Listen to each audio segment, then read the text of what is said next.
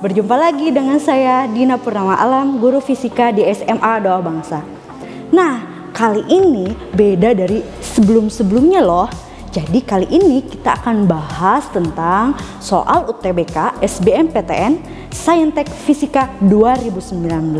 Yuk kita belajar bareng yuk. Oke, kali ini kita akan bahas apa ya? Yang pertama kita akan bahas tentang dimensi ya. Jadi nomor 1 kita akan bahas tentang dimensi. Jadi ceritanya soalnya ada ya. Soalnya itu dimensi dari energi kinetik itu apa? Yang ditanyakan itu energi kinetik, dimensi energi kinetik itu apa? Jadi sebelumnya kita harus tahu dulu nih, dimensi itu ingatnya apa? SMP jiwa ya, ingatnya apa? SMP jiwa ya, jiwa. Ingatnya apa? Pokoknya kalau dimensi itu SMP jiwa ya, SMP jiwa. Dimana S itu merupakan suhu ya, suhu satuannya itu Kelvin, Kelvin ya, satuannya Kelvin. Dimensinya itu theta biasanya dimensi itu kanan kiri kurungnya seperti ini atau huruf tebal. M itu apa? M itu massa, massa itu satuannya kilogram, dia dimensinya itu M besar biasanya tuh ya. P itu apa? P itu panjang, kalau panjang itu satuan internasionalnya itu meter atau long, L besar.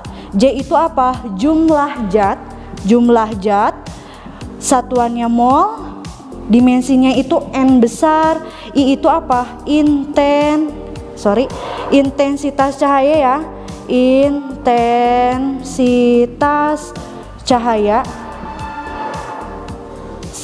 satuannya kandela atau CD ya, dimensinya itu J. W itu apa? Waktu satuannya second, dimensinya time, T besar.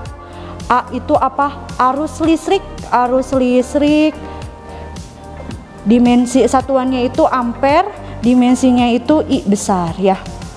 Nah ini dia, jadi dimensi itu harus ingat apa?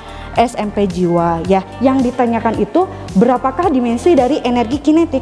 Kalau misalkan kita ketahui energi kinetik itu persamaannya itu energi kinetik itu setengah mv kuadrat ya, setengah mv kuadrat ya. Kinetik itu identik dengan gerak ngagitek ya, jadi pasti hubungannya tentang kecepatan ya. Jadi energi kinetik itu setengah mv kuadrat. Berarti kayak gimana nih? Berarti setengahnya konstantanya nggak usah dihiraukan ya. M-nya itu apa? Massa. Massa itu satuannya apa? Kilogram. V itu apa? Kecepatan. Kecepatan itu satuannya apa? Meter per sekon dipangkatkan 2. Berarti apa? Kilogram, meter dikuadratkan meter kuadrat per sekon dikuadratkan kuadrat ya. Kilogram itu dimensinya apa? Kilogram itu dimensinya M besar. Berarti kilogram M besar. Terus kan meter kuadrat per sekon kuadrat, meter itu apa? Long, L besar ya. Berarti L kuadrat per waktu itu ST. Berarti T kuadrat ya. Berarti jadi apa? Ini kan kuadratnya di bawah, kalau di keatasin berarti lawannya. Kalau ini positif berarti lawannya apa? Negatif. Berarti dimensinya M L pangkat 2 T pangkat negatif 2 ya. Jadi ternyata energi kinetik itu dimensinya ini M L kuadrat T pangkat negatif 2 ya. Jawabannya B. Oke ya. Oke, kita lanjut ya. Sekarang kita akan bahas tentang soal gerak lurus beraturan ya. Jadi tentang GLB. Nah ceritanya ini boleh dilihat ya, soalnya ada di sebelah kanan ini ada 2 buah benda katanya tuh. Ada benda A katanya tuh ya, ada benda A dia bergerak katanya tuh dia ke kanan. Terus ada benda B dia geraknya ke kiri, saling mendekati. Jadi ceritanya ada benda A ke kanan, ada benda B ke kiri. Terus juga apa katanya tuh ya. Nah katanya si B itu dia bergerak ke kiri dengan kecepatan berapa? Kecepatannya sudah diketahui, kecepatan si B itu 30 meter per sekon. Nah jarak antara A dan B ini dia nilainya berapa? 1200 meter ya.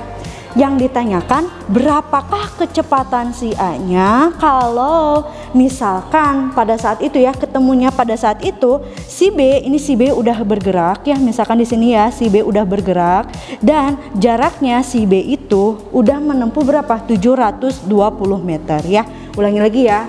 ada dua buah benda saling mendekati, si A ke kanan, si B ke kiri, jarak antara A dan B itu 1200 meter. Terus kecepatan si B udah diketahui nih 30 meter per sekon. Pertanyaannya itu berapakah kecepatan A pada saat mereka ketemu, sedangkan si B itu udah bergerak 720 meter. Kita ketahui ini kan dari sini antara A dan B itu 1200. Nah, si B udah bergerak 720 meter. Otomatis ini sisanya berapa? Berarti 1200 dikurangi 720 itu berapa? 480 ya.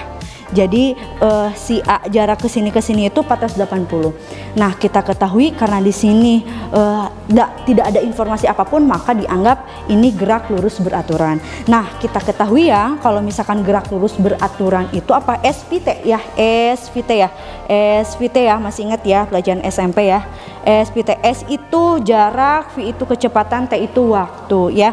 Berarti waktunya itu mereka sama karena mereka ketemu, karena ada clue ketemu, maka waktu mereka TA itu bakalan sama dengan TB ya. Berarti kalau T itu kan ini ditutup ya T-nya, berarti jarak dibagi kecepatan.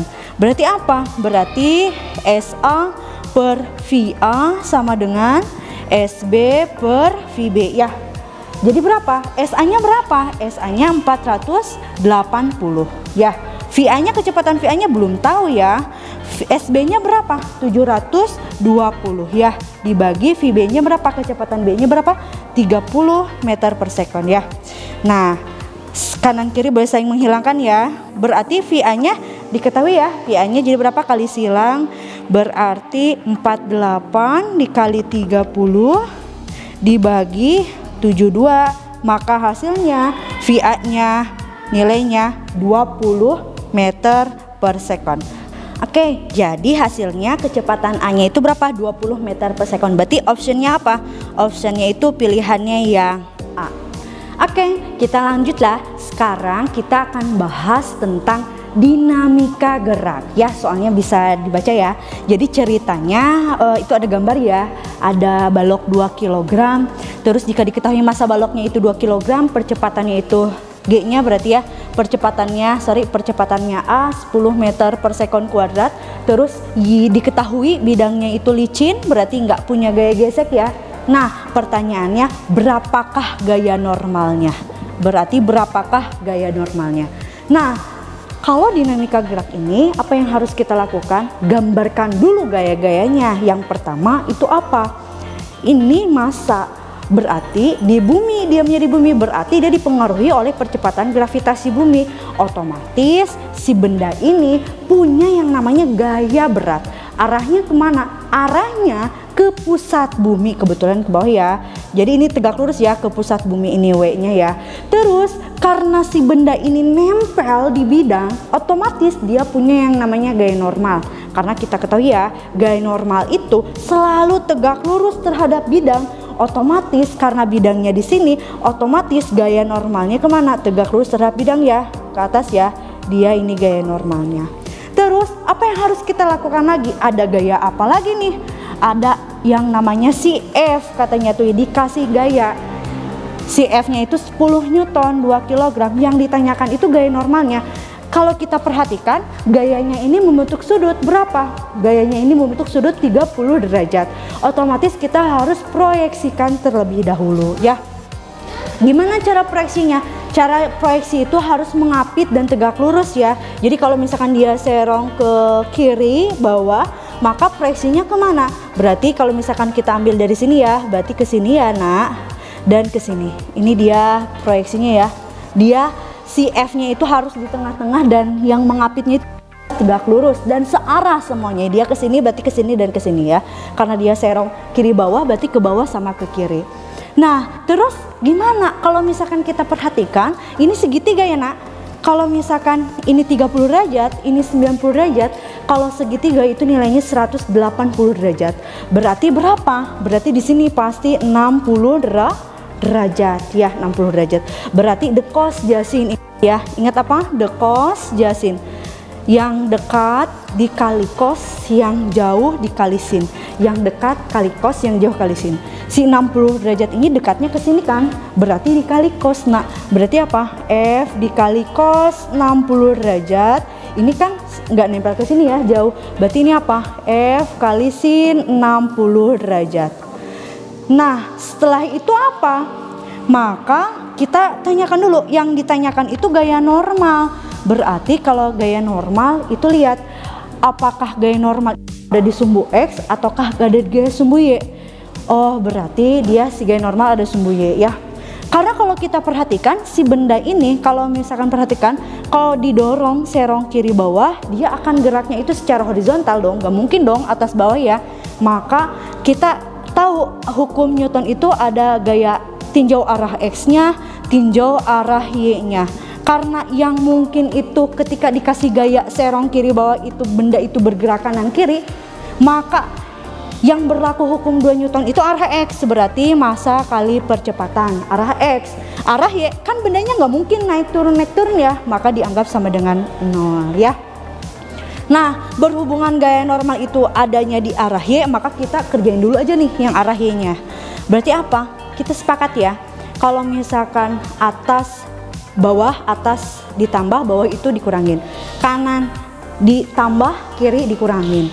Kalau misalkan kita tinjau ada gaya-gaya apa aja nih yang ada di sumbu Y, berarti ada gaya normal, ada gaya berat, dan ada gaya F kali cos 60 derajat. Ingat ya, atas positif, bawah negatif. Berarti yang ke atas itu siapa? Gaya normal, berarti N ya. Yang ke bawah siapa? Si berat sama si F cos 60, berarti dikurangin W dikurangin F cos 60 derajat ya, sama dengan 0. Ulangi lagi ya. Kenapa ini M kali A, ini kenapa 0? Karena kalau misalkan dikasih gaya, kemungkinan besar benda ini bergeraknya kanan kiri. Maka hukum 2 Newton itu berlaku di gaya kumpulan gaya X, gaya di arah X-nya ya, M kali A. Karena arah Y-nya itu nggak mungkin gerak naik atas, berarti dia sama dengan 0. Kalau gaya-gaya arah X berarti kanan kuning kiri. Kalau arah Y berarti atas kuning bawah. Berarti karena kita yang ditanyakannya gaya normal, berarti atas kuning bawah. N kurangi W dikurangin F cos 60. Berarti berapa jawabannya? N dikurangin W-nya itu apa? Massa dikali gravitasi ya. Dikurangin F dikali cos 60 derajat. Berarti gaya normalnya kita belum tahu. Masanya berapa? Masanya dari kita 2 kg. Berarti dikurangin 2, gravitasinya dianggap 10. F-nya 10 Newton ya, udah diketahui. 10 cos 60 derajat itu berapa? Setengah ya nak, sama dengan 0. Berarti N dikurangin 20 dikurangin 10 bagi 2 itu 5, sama dengan 0. Berarti pindah ruas boleh, atau negatif 20 dikurangin negatif 5 berarti berapa nak? Negatif 25. Berarti gaya normalnya itu berapa? 25 Newton ya. Pindah ruas, ini negatif, pindah ruas, jadi gaya normalnya itu 25 Newton. Jadi option yang paling tepat itu pilihannya yang D ya, gitu ya.